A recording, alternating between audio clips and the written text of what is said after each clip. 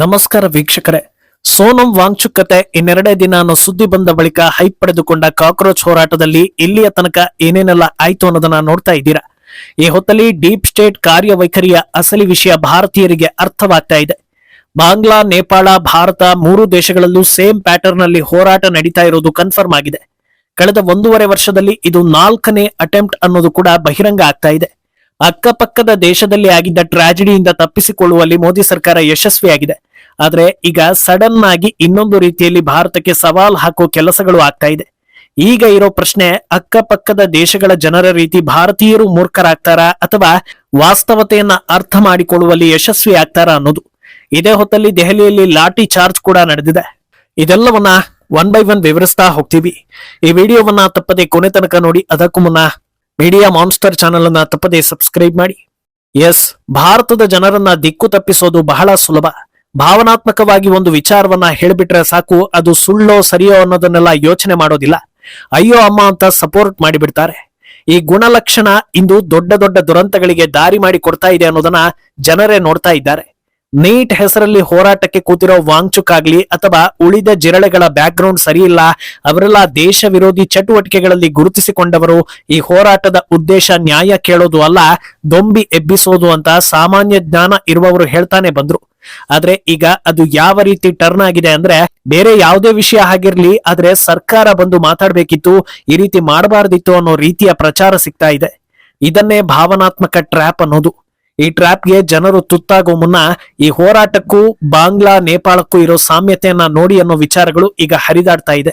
ಬಾಂಗ್ಲಾದಲ್ಲಿ ಹಸೀನಾ ಹಾಗೂ ನೇಪಾಳದಲ್ಲಿ ಕೆಪಿ ಶರ್ಮಾ ಒಲಿ ಸರ್ಕಾರ ಹೇಗೆ ಪತನವಾಯಿತು, ಆ ಹೋರಾಟದ ಅವಧಿ ಎಷ್ಟು ಭೀಕರವಾಗಿತ್ತು ಅನ್ನೋದನ್ನ ಎಲ್ಲರೂ ನೋಡಿರ್ತೀರಿ. ಅಲ್ಲಿ ಅರಾಜಕತೆ ಸೃಷ್ಟಿಯಾಗೋದಕ್ಕೆ ಒಂದು clean and clear blue print ರಚನೆ ಆಗಿತ್ತು. ಅದರಲ್ಲಿ ಮೊದಲ ಹಂತವೇ ವಿದ್ಯಾರ್ಥಿಗಳ ಹೋರಾಟ ಅನ್ನೋ ಹೆಸರಲ್ಲಿ ಆರಂಭಿಸೋದು.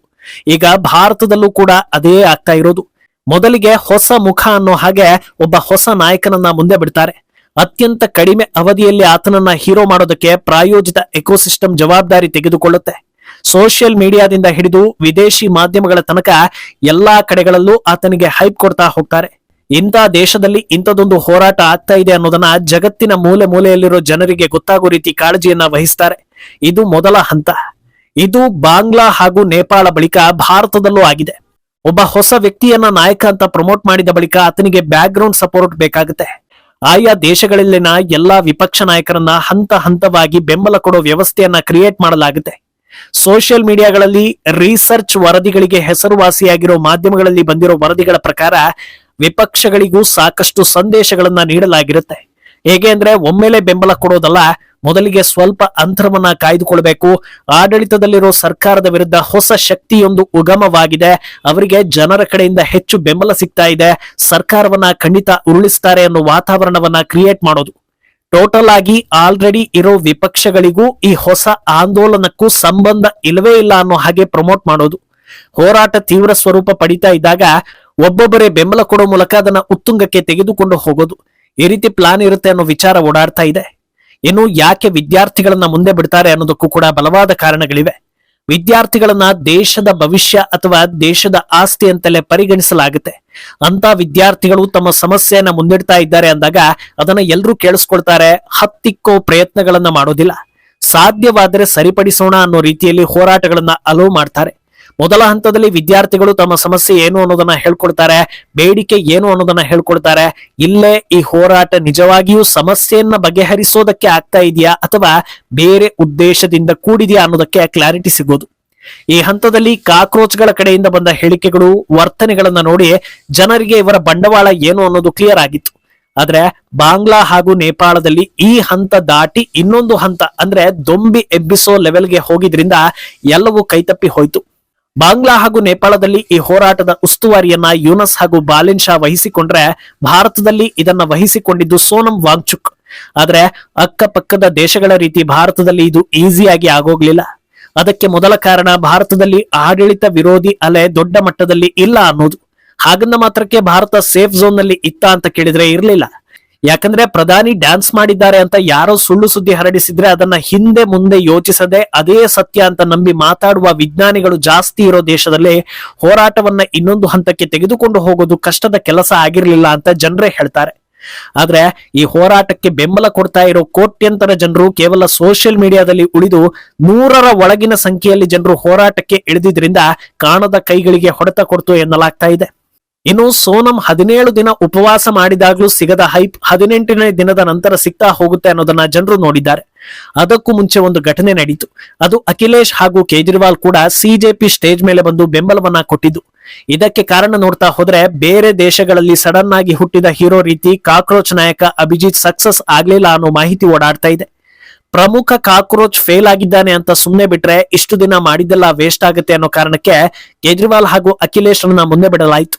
ಕೊನೆ ಹಂತದಲ್ಲಿ ಅವರ ಪಕ್ಷದ ಕಾರ್ಯಕರ್ತರಾದ್ರೂ ಬಂದು ಬೆಂಬಲ ಕೊಡೋ ಮೂಲಕ ಪ್ರೊಟೆಸ್ಟ್ ನಲ್ಲಿ ಸಂಖ್ಯೆ ಹೆಚ್ಚು ಮಾಡೋ ಪ್ರಯತ್ನ ನಡೀತು ಅನ್ನೋ ವ್ಯಾಖ್ಯಾನ ಇದೆ.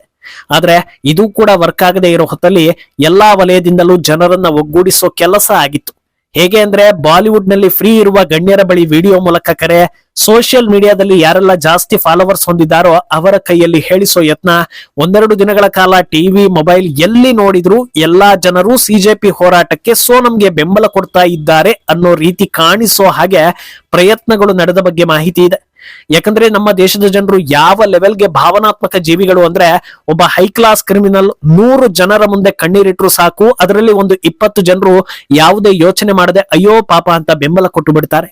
ಅಂತದ್ರಲ್ಲಿ ಸಿನಿಮಾದವರು ಭಾವನಾತ್ಮಕವಾಗಿ ಹೇಳಿದ್ರು ಅಂದ್ರೆ ಜನರ ಭಾವನೆಗಳ ಕಟ್ಟೆಯೊಡೆದು ಓಡೋಡಿ ಬರ್ತಾರೆ ಅನ್ನೋ ಲೆಕ್ಕಾಚಾರ ಇತ್ತು ಅನ್ನೋ ಮಾತುಗಳು ಕೇಳಿ ಬರ್ತಾ ಇವೆ. ಆದ್ರೆ ಅದು ಆದಂತಿಲ್ಲ. ಅಂದ್ಹಾಗೆ ಭಾರತದ ಅಕ್ಕಪಕ್ಕದ ದೇಶಗಳ ರೀತಿ ಫಾರ್ಮುಲಾ ನಮ್ಮ ದೇಶದಲ್ಲಿ ಅಪ್ಲೈ ಆಗಿದ್ದು ಇದೇ ಮೊದಲಲ್ಲ. ಕಳೆದ 1.5 ವರ್ಷದಲ್ಲಿ ಇದು 4ನೇ ಬಾರಿ ಅನ್ನೋ ಮಾಹಿತಿ ಕೂಡ ರಿವೀಲ್ ಆಗ್ತಾ ಇದೆ. ಆ ಪ್ರಯತ್ನಗಳು ಯಾವುದು ಅಂದ್ರೆ ವೋರ್ಚೋರಿ, Ladakh protest, I love Muhammad, ಈಗ ನೀಟ್ ಹೆಸರಿನ ಆಂದೋಲನ ಅಂತ ಹೇಳಲಾಗ್ತಾ ಇದೆ. ಆದ್ರೆ ಇನ್ನೊಂದು ದಿಕ್ಕಲ್ಲಿ ಇದ್ಯಾವುದಕ್ಕೂ ಪ್ಯಾನಿಕ್ ಆಗದ ಕೇಂದ್ರ ಸರ್ಕಾರ ಭಾರತದ ಖಾಸಗಿ ರಾಕೆಟ್ ಲಾಂಚ್ ನಿಂದ ಹಿಡಿದು ಸ್ಟಾರ್ಟ್ ಅಪ್ ಸೇರಿದಂತೆ ತಮ್ಮ ದಿನನಿತ್ಯದ ಕೆಲಸಗಳಲ್ಲಿ ತೊಡಗಿಕೊಂಡಿದೆ. ಆದ್ರೆ ಈಗ ಸಂಸತ್ ಚಲೋ ಫಿಕ್ಸ್ ಆಗಿರೋದ್ರಿಂದ ಇದರಿಂದ ಏನಾದ್ರೂ ಇಂಪ್ಯಾಕ್ಟ್ ಆಗಲಿದೆಯಾ ಅನ್ನೋ ಪ್ರಶ್ನೆ ಹುಟ್ಟಿದೆ. ಯಾಕಂದ್ರೆ ಅಲ್ಲಿಗೆ ಈಗಾಗಲೇ ಪ್ರಪಂಚದಲ್ಲೇ ಅತ್ಯಂತ ಅಭಿಮಾನಿಗಳನ್ನ ಹೊಂದಿರೋ ಪ್ರಕಾಶ್ ರಾಜ್ ಸೇರಿದಂತೆ ಆ ಕೆಟಗರಿಗೆ ಸೇರಿರೋ ನಟರೆಲ್ಲ ಹೋಗಿರೋದ್ರಿಂದ ಖುದ್ದು ಪ್ರಧಾನಿ ಸೇರಿದಂತೆ ಇಡೀ ಕ್ಯಾಬಿನೆಟ್ ಗಡಗಡ ನಡುಗಿ ನಿಮ್ಮನ್ನ ಎದುರಿಸೋದಕ್ಕೆ ನಮ್ ಕೈಲಿ ಆಗೋದಿಲ್ಲ, ನೀವೇ ಆಡಳಿತ ನಡೆಸಿ ಅಂತ ಶರಣಾಗೋ ರೀತಿಯ ಕಲ್ಪನೆಗಳು ಕೆಲವರಲ್ಲಿ ಇದೆಯಂತೆ. ಹೋರಾಟ ಪ್ರತಿಯೊಬ್ಬರ ಹಕ್ಕು, ಅದನ್ನ ಅಡ್ಡಿಪಡಿಸಬಾರದು ಅನ್ನೋ ಹಾಗೆ ಇಷ್ಟು ದಿನಗಳ ಕಾಲ ಪೊಲೀಸರ ಕಣ್ಗಾವಲಿನಲ್ಲಿ ಹೋರಾಟ ಬರದಿಂದ ಸಾಗಿತ್ತು. ಆದ್ರೆ ಇವತ್ತು ಜಿರಳೆಗಳು ಕಲ್ಲು ತೂರಾಟ ಮಾಡ್ತಾ ಇದ್ದಂತೆ ದೆಹಲಿ ಪೊಲೀಸರು ಸರ್ಕಾರ ಕೈಗೆ ಕೊಟ್ಟಿರೋ ಆಯುಧಕ್ಕೆ ಕೆಲಸ ಕೊಟ್ಟಿದ್ದಾರೆ. ಈ ಮಧ್ಯೆ ಸೋನಂ ರಕ್ಷಣೆ ಬಳಿಕ ನಾನು ಉಪವಾಸ ಕೂರ್ತೀನಿ ಅಂತ ಕರೆ ಕೊಟ್ಟಿದ್ದ ದೊಡ್ಡ ಜಿರಳೆ ಅಭಿಜಿತ್ ದೀಪ್ಗೆ 48 ಗಂಟೆಗಳ ಬಳಿಕ ತಮ್ಮ ಉಪವಾಸವನ್ನ ಅಂತ್ಯ ಮಾಡಿದ್ದಾರೆ. ಮುಂದೇನಾಗುತ್ತೆ ಅನ್ನೋದನ್ನ ಕಾದು ನೋಡ್ಬೇಕು. ಈ ಬಗ್ಗೆ ನಿಮ್ಮ ಅಭಿಪ್ರಾಯವನ್ನ ತಪ್ಪದೆ ಕಮೆಂಟ್ ಮೂಲಕ ತಿಳಿಸಿ.